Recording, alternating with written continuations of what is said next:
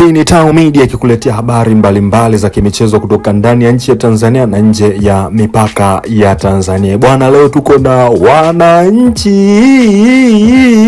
Yanga, kwa maana ya Young African. Young African bwana, wana mchezaji wao mmoja pale, ni mshambuliaji, ni hatari sana, ambaye tunaenda kumwangalia hapa hivi sasa. Na kama unajiunga nasi katika chaneli yetu, usisahau kulike na kusubscribe. Kusubscribe ndo habari ya mjini. Subscribe hapo ili uendelee kupata updates mbalimbali kutoka kwetu. Utakuwa mjanja sana kama ukibonyeza hilo neno limeandikwa subscribe. Bwana, story yetu inatupeleka huko Zimbabwe. Bwana, Zimbabwe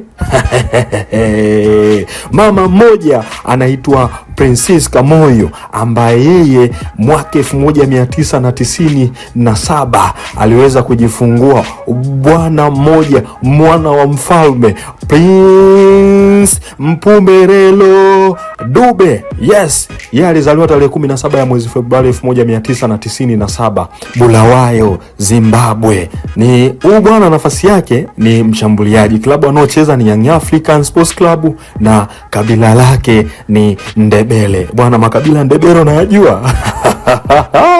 Basi ukitaka kulijua ile kabila la Ndebele, tembelea nchini Zimbabwe. Nchini Zimbabwe alikulia huko na kusoma katika shule ya sekondari Somvubu kabla ya kuanza kucheza soka la ushindani.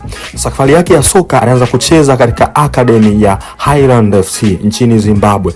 Mwaka 2016 alipandishwa timu ya wakubwa na kufanya vizuri kiasi cha kutwaa tuzo ya mchezaji chipukizi wa mwaka nchini Zimbabwe. Mwaka 2020 Ubwamba alisajiliwa na Azam FC ya Tanzania na kuwa mmoja wa wafungaji tegemezi katika timu hiyo. Baada ya mafanikio yake Azam, mwaka 2024 alijiunga na Young African.